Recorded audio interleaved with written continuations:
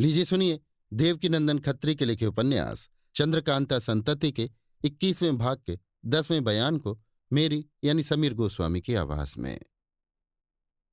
ये दालान जिसमें इस समय महाराज सुरेंद्र सिंह वगैरह आराम कर रहे हैं, बनिस्बत उस दालान के जिसमें ये लोग पहले पहल पहुंचे थे, बड़ा और खूबसूरत बना हुआ था। 3 तरफ दीवार थी और बाग की तरफ 13 खंभे और मेहराब लगे हुए थे, जिससे इसे 12 दरी भी कह सकते हैं। इसकी कुर्सी लगभग 2.5 हाथ के ऊंची थी और इसके ऊपर चढ़ने के लिए 5 सीढ़ियां बनी हुई थी। 12 दरी के आगे की तरफ कुछ सहन छूटा हुआ था, जिसकी जमीन संगमरमर और संग मूसा के चौखूटे पत्थरों से बनी हुई थी। 12 दरी की छत में मीनाकारी का काम किया हुआ था और तीनों तरफ की दीवारों में कई अलमारियां भी थीं। रात पहर भर से कुछ ज्यादा जा चुकी थी। इस 12 दरी में, जिसमें सब कोई आराम कर रहे थे, एक अलमारी की कार्निस के ऊपर मोमबत्ती जल रही थी, जो देवी सिंह ने अपने अय्यारी के बटुए में से निकालकर जलाई थी। किसी को नींद नहीं आई थी, बल्कि सब लोग बैठे हुए आपस में बातें कर रहे थे। महाराज सुरेंद्र सिंह बाग की तरफ मुंह किए बैठे थे और उन्हें सामने की पहाड़ी का आधा हिस्सा भी, जिस पर इस समय अंधकार की बारीक चादर पड़ी हुई थी, दिखाई दे रहा था। उस पहाड़ी पर एकाएक मशाल की रोशनी देखकर महाराज चौंके और सभी को उस तरफ देखने का इशारा किया। सभी ने उस रोशनी की तरफ ध्यान दिया और दोनों कुमार ताज्जुब के साथ सोचने लगे कि ये क्या मामला है। इस तिलिस्म में हमारे सिवाय किसी गैर आदमी का आना कठिन ही नहीं, बल्कि एकदम असंभव है। तब फिर ये मशाल की रोशनी कैसी? खाली रोशनी ही नहीं, बल्कि उसके पास 4-5 आदमी भी दिखाई देते हैं। हाँ, ये नहीं जान पड़ता कि वे सब औरत हैं या मर्द। और लोगों के विचार भी दोनों कुमारों की ही तरह के थे और मशाल के साथ कई आदमियों को देखकर भी ताज्जुब कर रहे थे। एकाएक वो रोशनी गायब हो गई और आदमी दिखाई देने से रह गए। मगर थोड़ी ही देर बाद वो रोशनी फिर दिखाई दी। अब की दफे रोशनी और भी नीचे की तरफ थी और उसके साथ के आदमी साफ साफ दिखाई देते थे। गोपाल सिंह इंद्रजीत सिंह से, मैं समझता था कि आप दोनों भाइयों के सिवा कोई गैर आदमी इस तिलिस्म में नहीं आ सकता। इंद्रजीत सिंह, मेरा भी यही ख्याल था, मगर क्या आप भी यहां तक नहीं आ सकते? आप तो तिलिस्म के राजा हैं।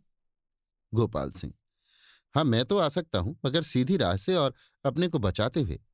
वे काम मैं नहीं कर सकता जो आप कर रहे हैं। परंतु आश्चर्य तो ये है कि वे लोग पहाड़ी पर से आते हुए दिखाई दे रहे हैं, जहां से आने का कोई रास्ता ही नहीं है। तिलिस्म बनाने वालों ने इस बात को जरूर अच्छी तरह विचार लिया होगा। इंद्रजीत सिंह, बेशक ऐसा ही है, मगर यहां पर क्या समझा जाए? मेरा ख्याल है कि थोड़ी ही देर में वे लोग इस बाग में आ पहुंचेंगे। गोपाल सिंह, बेशक ऐसा ही होगा। रुककर देखिए, रोशनी फिर गायब हो गई। शायद वे लोग किसी गुफा में घुस गए। कुछ देर तक सन्नाटा रहा और सब कोई बड़े गौर से उसी तरफ देखते रहे। इसके बाद एकाएक बाग के पश्चिम तरफ वाले दालान में रोशनी मालूम होने लगी, जो उस दालान के ठीक सामने था, जिसमें हमारे महाराज तथा अय्यार लोग टिके हुए थे। मगर पेड़ों के सबब से साफ नहीं दिखाई देता था कि दालान में कितने आदमी आए हैं और क्या कर रहे हैं। जब सभी को निश्चय हो गया कि वे लोग धीरे धीरे पहाड़ों के नीचे उतरकर बाग के दालान या 12 दरी में आ गए हैं, तब महाराज सुरेंद्र सिंह ने तेज सिंह को हुक्म दिया कि जाकर देखो और पता लगाओ कि वे लोग कौन हैं और वहां क्या कर रहे हैं। गोपाल सिंह महाराज से, तेज सिंह का वहां जाना उचित न होगा, क्योंकि ये तिलिस्म का मामला है और यहाँ की बातों से ये बिल्कुल बेखबर है। यदि आज्ञा हो तो कुंवर इंद्रजीत सिंह को साथ लेकर मैं जाऊं। महाराज, ठीक है, अच्छा तुम ही दोनों आदमी जाकर देखो क्या मामला है। कुंवर इंद्रजीत सिंह और राजा गोपाल सिंह वहां से उठे और धीरे धीरे तथा पेड़ों की आड़ में अपने को छिपाते हुए उस दालान की तरफ रवाना हुए, जिसमें रोशनी दिखाई दे रही थी। यहां तक कि उस दालान अथवा 12 दरी के बहुत पास पहुंच गए और एक पेड़ की आड़ में खड़े होकर गौर से देखने लगे। इस दालान में उन्हें 15 आदमी दिखाई दिए, जिनके विषय में ये जानना कठिन था कि वे मर्द हैं या औरत, क्योंकि सभी की पोशाक एक ही रंग ढंग की तथा सभी के चेहरे पर नकाब पड़ी हुई थी। इन्हीं 15 आदमियों में से 2 आदमी मशालची का काम दे रहे थे। जिस तरह उनकी पोशाक खूबसूरत और बेशकीमत थी, उसी तरह मशाल भी सुनहरी तथा जड़ाऊ काम की दिखाई दे रही थी और उसके सिरे की तरफ बिजली की तरह रोशनी हो रही थी। जिसके अतिरिक्त उनके हाथ में तेल की कुप्पी न थी और इस बात का कुछ पता नहीं लगता था कि मशाल की रोशनी का सबब क्या है। राजा गोपाल सिंह और इंद्रजीत सिंह ने देखा कि वे लोग शीघ्रता के साथ उस दालान के सजाने और फर्श वगैरह के ठीक करने का इंतजाम कर रहे हैं। 12 दरी के दाहिनी तरफ एक खुला हुआ दरवाजा है, जिसके अंदर वे लोग बार बार जाते हैं और जिस चीज की जरूरत समझते हैं ले आते हैं। यद्यपि उन सभी की पोशाक एक ही ढंग की है और इसलिए बड़ाई छुटाई का पता लगाना कठिन है, तथापि उन सभी में से एक आदमी ऐसा है जो स्वयं कोई काम नहीं करता और एक किनारे कुर्सी पर बैठा हुआ अपने साथियों से काम ले रहा है। उसके हाथ में एक विचित्र ढंग की छड़ी दिखाई दे रही है, जिसके मुट्ठे पर निहायत खूबसूरत और कुछ बड़ा हिरन बना हुआ है। देखते ही देखते थोड़ी देर में बारहदरी सजकर तैयार हो गई और कंदीलों की रोशनी से जगमगाने लगी। उस समय वो नकाबपोश जो कुर्सी पर बैठा था और जिसे हम उस मंडली का सरदार भी कह सकते हैं, अपने साथियों से कुछ कह सुनकर बारहदरी के नीचे उतर आया और धीरे धीरे उधर रवाना हुआ जिधर महाराज सुरेंद्र सिंह वगैरह टिके हुए थे।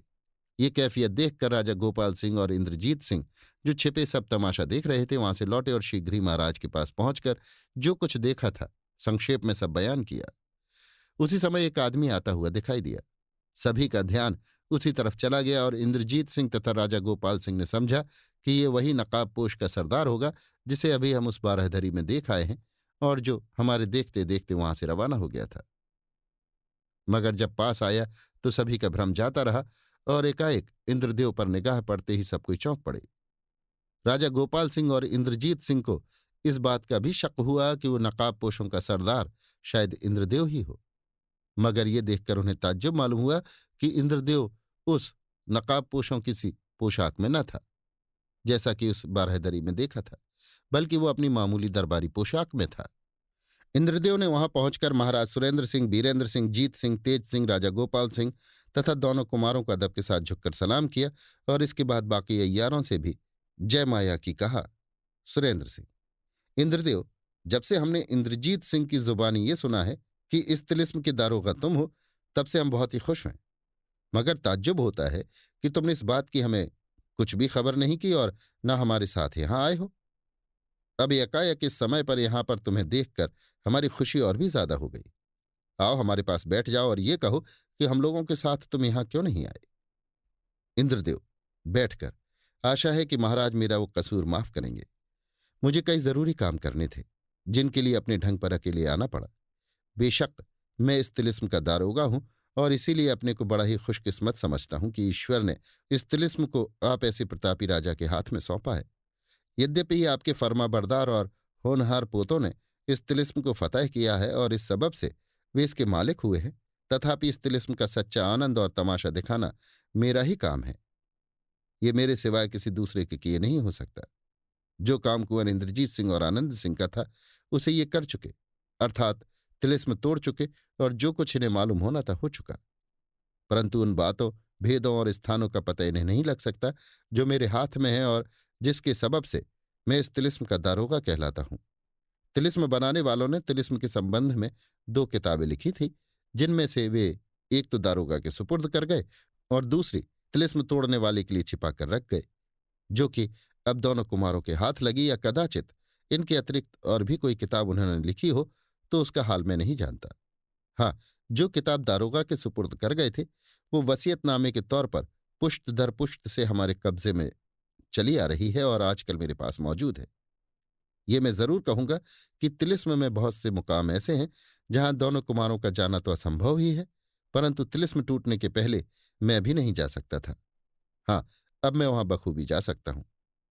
आज मैं इसीलिए इस तिलिस्म के अंदर ही अंदर आपके पास आया हूं कि इस तिलिस्म का पूरा पूरा तमाशा आपको दिखाऊं, जिसे कुंवर इंद्रजीत सिंह और आनंद सिंह नहीं दिखा सकते।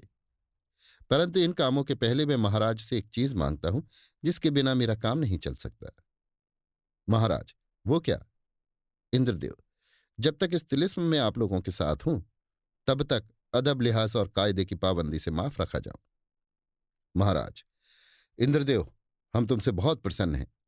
जब तक तिलिस्म में हम लोगों के साथ हो तभी तक के लिए नहीं, बल्कि हमेशा के लिए हमने इन बातों से तुम्हें छुट्टी दी। तुम विश्वास रखो कि हमारे बाल बच्चे और सच्चे साथी भी हमारी इस बात का पूरा पूरा लिहाज रखेंगे।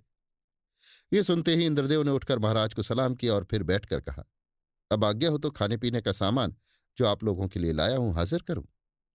महाराज: अच्छी बात है, लाओ, क्योंकि हमारे साथियों में से कई ऐसे हैं जो भूख के मारे बेताब हो रहे होंगे। तेज सिंह: मगर इंद्रदेव, तुमने इस बात का परिचय तो दिया ही नहीं कि तुम वास्तव में इंद्रदेव ही हो या कोई और।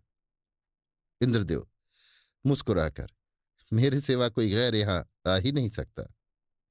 तेज सिंह, तथापि, चिलेंडोला। इंद्रदेव, चक्रधर। बीरेंद्र सिंह, मैं एक बात और पूछना चाहता हूं। इंद्रदेव, आज्ञा। बीरेंद्र सिंह, वो स्थान कैसा है जहां तुम रहा करते हो और जहां माया रानी अपने दारोगा को लेकर तुम्हारे पास गई थी? इंद्रदेव, वो स्थान तिलिस्म से संबंध रखता है और यहां से थोड़ी ही दूर पर है। मैं स्वयं आप लोगों को ले चलकर वहां की सैर कराऊंगा। इसके अतिरिक्त अभी मुझे बहुत सी बातें कहनी है। पहले आप लोग भोजन इत्यादि से छुट्टी पा लें। तेज सिंह, हम लोग अभी मशाल की रोशनी में क्या आप ही लोगों को पहाड़ से उतरते देख रहे थे? इंद्रदेव, जी हां, मैं एक निराले ही रास्ते से यहां आया हूं।